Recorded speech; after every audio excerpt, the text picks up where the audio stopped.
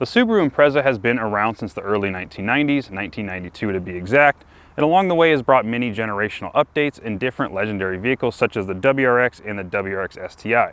Now the WRX and the Impreza are now two separate vehicles, and with us today we have the Impreza. This is the 2024 Impreza RS, the 6th generation of the Impreza lineup. And we're going to take a look today and see what makes this vehicle worth north of $30,000. Now base price, you can get a base level Impreza around $22,000, $23,000, but as equipped today, delivered $31,000 is what we're looking at. So let's jump in and see what this refreshed 2024 Impreza has to offer.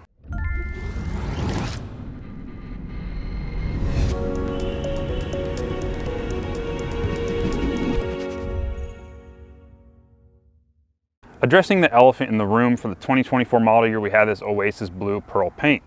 Now, at first, I wasn't a huge fan. It's a very loud color in my opinion, but as I drive it and as more people start to see it and notice it, I think the general consensus is, for me personally and for others, that it does emphasize how aggressive this new design is and kind of just makes this vehicle pop against the crowd, because normally you just see black and silver and gray, just very neutral colors, very boring colors. So having something like this blue, this like Smurf electric blue type thing, very nice color and just really sticks out against the norm. Now with that being said, we do have LED headlights that really light up the road, steering responsive, so as you're driving down a road, you come around a corner, those headlights are going to follow and then return to center as you straighten out that wheel. Down below we do have LED fog lights that help at night as well. Down below we have a less bulky lower grille design compared to previous generations, and then this hexagonal grille design, borderless bumper here, nice gloss black with the Subaru logo in the middle. Taking a look at the side profile for this Impreza, you can see this is the hatchback variant, and that is going to be the only variant for the 2024 model year. So gone away is the sedan option for the Impreza and also the manual transmission. So Subaru did away with the sedan and manual transmission for this year, but we'll talk about drivetrain products here in a second. When I'm on the side of the vehicle, I like to talk dimensions, so let's start with the wheelbase. For wheelbase, we're looking at 105.1 inches. Length front to rear, 176.2 inches. Overall width, excluding these gloss black mirrors, 70.1 inches. And then also base curb weight is a porky 3,300 plus pounds for this RS trim. Now you can really feel the weight driving this vehicle, and we'll talk about how this thing drives here in a little bit. As you can see, we have these gloss black mirror caps, this RS badge indicating what trim level you have, and then moving back, you can see we have these body color matched door handles. We have this nice soft touch plastic, and there's no gloss black right here, which I personally like. It's not going to scratch up and stay very clean over time. No side rails, as you can see on this vehicle. You can get those afterwards, after you purchase the vehicle from Subaru, but keep in mind this is the RS Impreza and this is not the Crosstrek, so this doesn't have a static load rating of 700 pounds for this vehicle. So if you're looking to put like a rooftop tent or a heavy cargo box or things of that sort on your roof, you're going to want to look at getting the Outback or the Crosstrek, sorry, instead of this Impreza, because this does not have that load rating, although it does have the attachments for hooking that up a little bit later. For our wheel and tire setup, we're looking at an 18-inch alloy that is specific for this RS trim. This kind of reminds me of the WRX rims for that new generation WRX. Dark gray finish, looks fantastic in my opinion. Wrapping those wheels, we do have a Yokohama tire, a 225/40 R18 Yokohama AWD S34. Independent suspension front and rear, and up front we do have that dual pinion electronic power steering that they brought over from that new WRX. So the Crosstrek got that EPS or the electronic power steering from the WRX, and then also this Impreza got that dual pinion power steering. So I applaud Subaru for bringing that over to this Impreza as well, because it really helps the driving dynamics, and I'll talk about that here in a little bit during my drive segment. But just a fantastic move by Subaru. It makes this car feel a lot higher performance than it is, or makes this car feel much more of value in the performance category. As mentioned before, the 2024 model year only comes in a hatchback. So we do have a liftgate manual, so manual open, manual close, and this is top of the line RS, so that's all we're going to get. There is no option for a power liftgate. Up top we have a gloss black spoiler with our third brake light. We have a defrosting or heated rear glass, power wiper, and then also a camera underneath the Subaru logo. We have LED taillights or LED taillight surrounds, incandescent turn signals, and reverse lights inside of these LED surrounds. I think this taillight looks really aggressive in my opinion, but I wish they would have went LED, but these are amber bulbs, so kind of balances out. Down below we have our Subaru badging, passenger side Impreza RS, so that just indicates our trim level. So we get RS badging on the side and the rear, no RS badging in the front. Down below we have a smooth plastic with just a little bit of texture up top. It's kind of a rear splitter design. There is no visible exhaust tips, but there is an exhaust tucked away the bumper on the passenger side. Under the hood, we're looking at a 2.5 liter 4-cylinder boxer motor that produces 182 horsepower and 178 pound-feet of torque. Now this engine is specific to the RS trim, the Sport and the Base. Get a 2-liter 4-cylinder boxer motor that produces 152 horsepower and 145 pound-feet of torque. This engine and transmission are rated at 29 miles per gallon combined, and the 2-liter and the CVT are rated at 30 miles per gallon combined. As I mentioned a little bit earlier, Subaru has done away with the manual transmission option as well as not having an automatic or a standard automatic transmission option. So your only choice for the Impreza, no matter what trim you get, is a CVT. Now there are 2 engines, but only 1 transmission you can choose from. Up front, you're going to find 42.9 inches of legroom and 38.7 inches of headroom. So where I'm seated right now, we have a tilting and telescoping wheel, so I can get that in a position that I really like. Headroom, I probably have 1 to 2 inches from top of my head to the ceiling. Knees, probably 1 to 2, maybe 3 inches when my foot is on the pedal from my kneecap to this dashboard. Now I can get in a real comfortable driving position because I do have a 10-way power adjustable seat with 2-way lumbar support, and that is part of the option package you can get on the RS, the only option you can get on the RS. In that package, you get 10-way power adjustable driver's seat, as well as a 10-speaker Harman Kardon system and a power moonroof. Now, even though this is a power driver's seat, the passenger seat is fully manual. No matter what you do, that is not an option to get power seats over there. Overall, the front seat is very comfortable for someone my size, so I'm going to rate this at a 7.5 out of 10, which leaves room for improvement, but definitely is a good score overall. In the rear seats, you're going to find 36.5 inches of legroom and 38 inches of headroom. Where this driver's seat is where I would be seated or where my seat would be adjusted to. So if you have someone a similar size in the back, if their feet are fully tucked under the front, they're going to have 1 to 2 inches of knee room between their knees and the back of the seat. And this indentation in the back of the seat definitely helps. If that was not there, my knees would be bashing into the back of this. If I back up all the way but to the back, I probably have 1 inch of headroom before I touch the ceiling, which is not great. So 38 inches of headroom, but it's a little tight back here for someone my size. And this roof does come down where this door handle is, so you are going to be hitting your head on the side. If you are back here winding through roads and things of that sort, you're going to be getting tossed around a little bit. If I scoot over here to the passenger side, you may be able to see this a little bit better, but you can see that there is not a lot of headroom. Now if you fold down this center, we do have a armrest, padded armrest with 2 cup holders that is standard on the Sport and the RS, but is not standard on the Base. On the center console, we do have 2 charging ports, a 3 amp USB-C as well as a 2.4 amp USB-A. There are no vents back here for the HVAC system, which is kind of a loss because I think that would make this rear area a lot more comfortable, but this is a budget vehicle in sorts, so that's kind of cutting corners on Subaru's part. But overall, an open, airy cabin, so you're probably going to get some residual heat and cooling from the front. But overall, rear seats are fairly comfortable. I would rank these probably a 6 out of 10 in my personal opinion. Seat bottoms are very flat and cut you off halfway up your hamstring, so there's not a ton of support down below, not a lot of bolstering, so you're going to be sliding around a little bit, but not too bad. I could probably do a 2 to 3 hour road trip in this and be okay, but it definitely would not be an ideal situation. Opening up the manual liftgate, we can take a look at this cargo area. So starting off, we have a nice spring-loaded retractable cargo cover that you pull out, hooks into each side, and when you're done with it, you just pull that back and retract it back into its holder. Now, if that gets in your way and you want to take that out, just take the driver's side, push it to the passenger, and angle its way out of the compartment. With that out of the way, we can take a look at the capacity of this rear cargo area, which is 19.9 cubic feet behind that second row. And if you fold down those 60-40 split rear seats, you can get 54.7 cubic feet of total storage.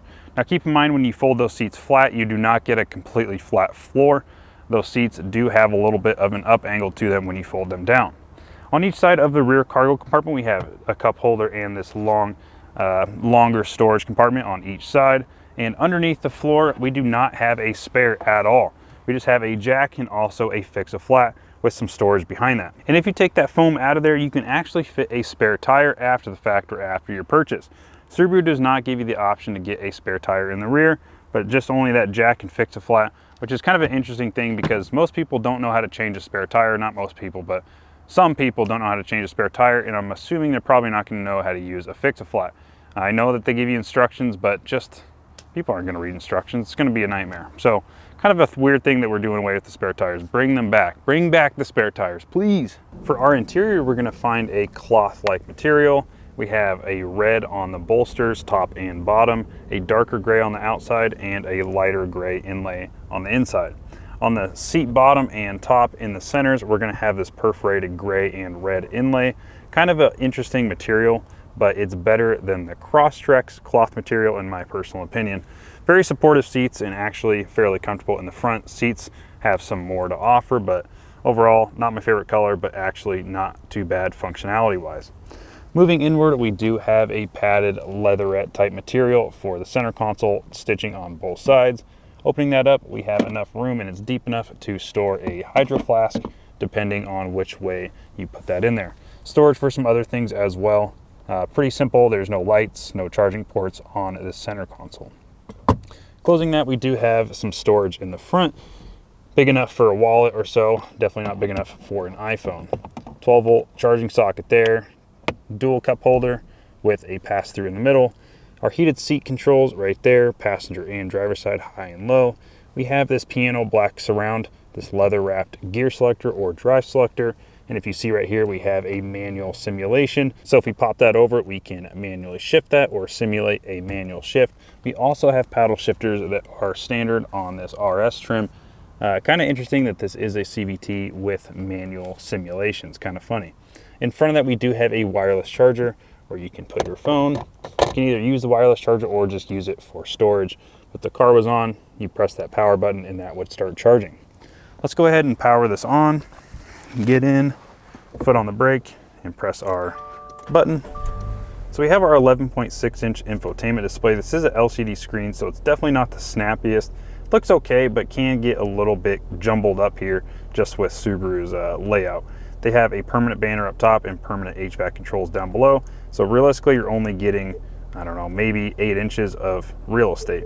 So if we press this button down here, we can bring up all of our climate control, which is a nice feature. We also have wireless Apple CarPlay and Android Auto, and that is nicely integrated into this infotainment system. On the sides, physical volume knob as well as tune knob. We have physical up and down heat buttons on both the passenger and driver side. Engine start stop button. Moving over here to the gauge cluster, we still have a physical tachometer as well as a speedometer, fuel gauge, and engine temperature gauge there. In the middle, we have an information display that does have a couple of different options: your time, average miles per gallon, your speed, as well as your trips and things of that sort. Other than that, not too much information can be displayed on there. This does have adaptive cruise control as well, so you go ahead and press that button and that should pop up on that screen. So you can adjust your follow distance as well as turn on your lane keep or lane trace assist and different features of that sort. Down below on the right side of the steering wheel, we do have our 2 drive modes: SI drive, S, sharp, and intelligent. On the left side, it's more controlling the music, so we have track forward and backwards, volume up and down below, and then some calling features as well as controls for the information display. As this is optioned with the power moonroof, we do have our switches here for operating the tilt as well as the slide. Press that once, goes back automatically. And let's close that up. That is all up here with our SOS as well as some other options to control our lighting. Up top here, you can see this big cluster of plastic. This has a 3-camera safety system called EyeSight Driver Assist that is standard on all trims for the 2024 Subaru Impreza. The EyeSight Driver Assist gets you things like pre-collision braking, lane departure warning, advanced adaptive cruise control with lane centering, as well as pre-collision throttle management.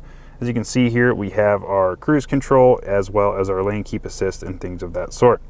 Standard on the RS, we also get a blind spot detection monitor as well as rear cross traffic alert. As you can see there on the outside of that mirror, it'll tell you if there is a car in your blind spot. Materials on the doors are not too bad. We have a fabric-like material there that does have some give to it. Over here, a hard plastic that is painted in this gunmetal gray. Nice option for this RS trim. Some hard touch plastic as well as auto up and down windows for the passenger. Moving back, we have this leather type material, soft touch, and does have some padding. Nice red stitching following that, as well as some hard touch plastic on the inside of this grab handle. Down below, we have a cup holder with a nice little cubby, as well as our Harman Kardon speakers that are indicated by that Harman Kardon badge. Moving left, we have our glove box that is deep enough for a manual and some paperwork, but other than that, not too much storage space in there for anything else. That gunmetal gray plastic, some soft touch, like rubberish material, as well as some padded rubber up top on the top of the dashboard, and that flows all the way over to the driver's side. On the driver's side, you can see that we have auto up and down, both passenger and driver's side, as well as power adjustment mirrors, lock, unlock, as well as our window lockout. On to the driving portion of this review. And the first thing I want to talk about for this Impreza RS is the performance. So they took away the manual, they took away any automatic or any standard automatic and just stuck with the CVT. And talking about performance, that's going to be a major factor on my opinion of it. So 0 to 60, I average anywhere from 8 seconds to 8.2 seconds, 0 to 60. And this is the biggest engine option for the Impreza. So 8.1 seconds really is not too good for just a sports car in general. For 182 horsepower, you would think that 8.1 seconds would be not even in sight. It'd be in the 7s or high 6s. But the CVT transmission just kills all performance. It's great for driving like around the city, and once you're up to speed, it's not too bad. But for pure acceleration, it is just not what you want. The CVT just sucks up all the power in that low range. It's constantly winding out and finding that next rubber band, as some people say, because I just kind of think of it as a bunch of rubber bands kind of pulling on each other and just pulling resistance. But the CVT just kills all performance. It's great for economy, I guess, and Subaru's really refined their CVT and made it more drivable than they were years and years ago. But just overall for performance-wise, the CVT is not my personal favorite. So 0 to 60, 8.1, 8.2 seconds is what I tested it at.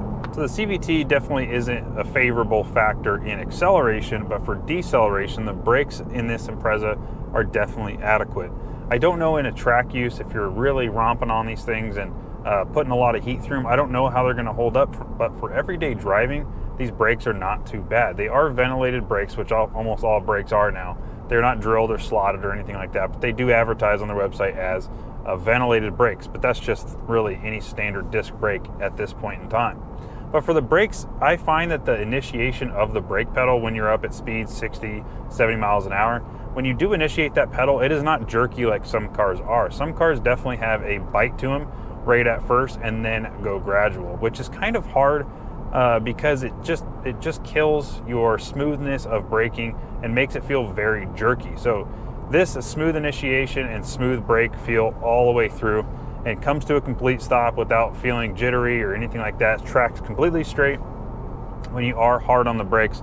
So that is why I would rank these brakes at a B-. The B- gives room for improvement, but just kind of puts it up there just because it doesn't have any drawbacks in the braking feel. So a B-, room for improvement, but definitely adequate braking at this time. In terms of handling, this vehicle handles really well, and that's thanks to the electronic power steering that Subaru stole from the WRX and put it in this vehicle as well as some other vehicles. I'm really glad Subaru did that because it definitely helps make this car feel a lot more heavy and a lot more quality than it may be without that certain power steering that they stole from that WRX. Now, if I had a direct comparison, if I had an Impreza that didn't have that same power steering, I could compare them side by side. I could tell you a little bit better of what the benefits and what the drawbacks are of either one. But overall, the steering feel is very heavy, especially at speeds. It gives you great feedback. If you hit any bumps, it gives you nice feedback. It's not dull, it's definitely not numb like some electronic power steering is. It kind of just feels like you're disconnected from the wheels. But this gives you good feedback. You definitely feel like you're one with the car. It makes this handle like it's a lot heavier and a lot more high performance than the price tag may portray. So for handling, I'm gonna rate this at a B.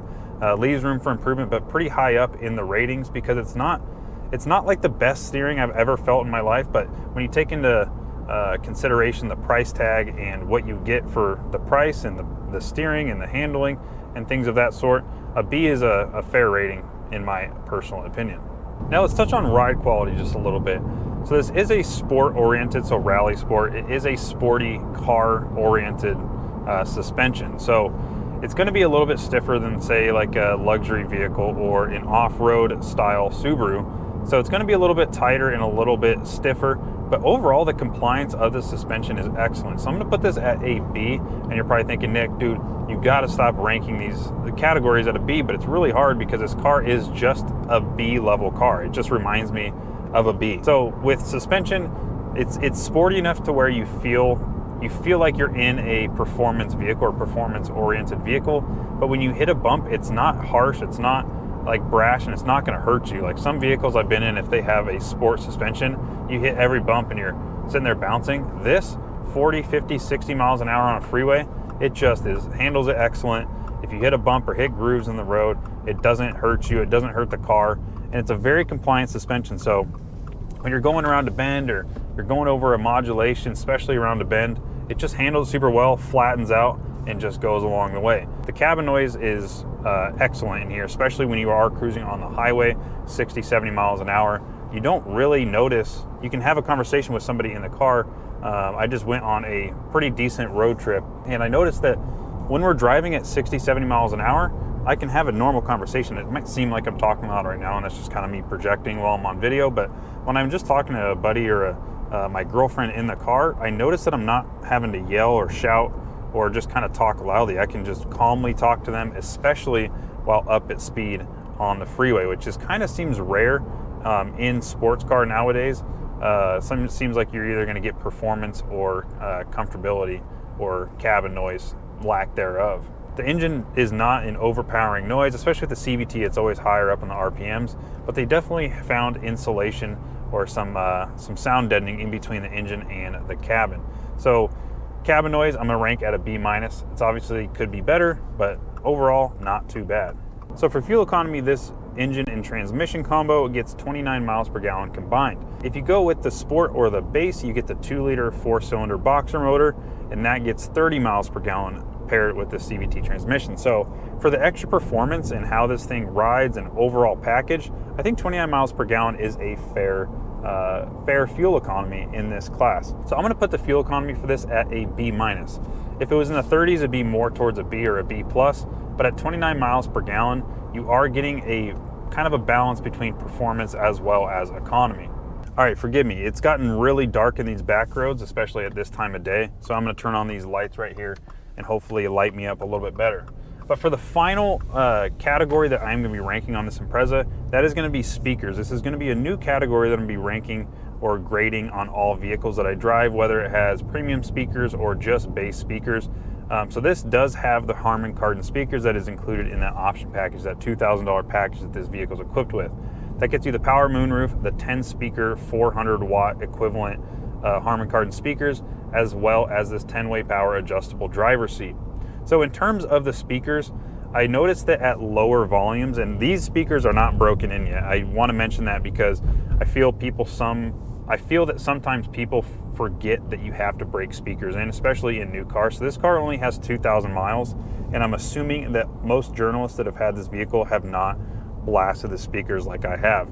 And I'm by no means like an audiophile and know really what I'm talking about, but speakers and music are a massive thing for when I'm looking for a car. So that's why I wanted to add this category, because some people are going to find it very helpful. So this has a 10-speaker Harman Kardon premium sound system, has a 432, I may be a little bit off on that, 400+ watt amplifier or equivalent amplifier.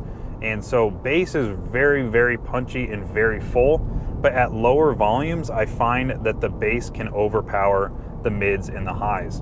So the lows are pretty good down low. It's kind of low, but the low frequencies are pretty good down low, but they really shine up top when you are blasting the speakers. And I would demonstrate it, but you're not going to be able to tell over video, especially if you're just listening on computer speakers or AirPods or off your iPhone. But the speakers really shine when you are starting to get up in the higher volume range. Lower end, you really can't tell a difference between this and just premium sound, or you can't really tell a difference between this and normal speakers, but as these are a premium sound system, they really shine up top, especially when utilizing that 400-watt amplifier. So in terms of a rating for these speakers, I'm gonna put this at a C+. Now, the reason I put it at a C+ is because in this category, there are going to be much higher end vehicles with premium sound systems. So this isn't going to hold a candle to something like a 16 speaker Bang & Olufsen or anything of that sort. So a C+ is a fair grade for a Subaru. I mean, for $30,000, you're getting premium sound that has a 400+ watt subwoofer or 400+ watt amplifier that powers that subwoofer and really bumps hard, especially higher up in the volume, which I like to listen to my music higher up in the volume. I don't like to keep it low. When I'm driving alone, I'm blasting music as loud as I can. Probably gonna pay for it later with the loss of hearing, but until that day, I'm gonna enjoy my music. So for speakers, a C+ is where I would put this Harman Kardon 10 speaker system that is part of that option package equipped on this vehicle. Let me know down in the comments what you think of this vehicle and who you think this vehicle is for. Is this a good bargain at just over $31,000 for what you're getting? Or is it still just not quite there for the price? Let me know down in the comments. I'm interested to see what everybody thinks of this Subaru Impreza RS trim. I'm gonna end this review with just a big thank you for watching this review of this Impreza RS. And until the next review, I will see you guys then. I'm Nick Capetto with Alex and Autos. Thanks for watching.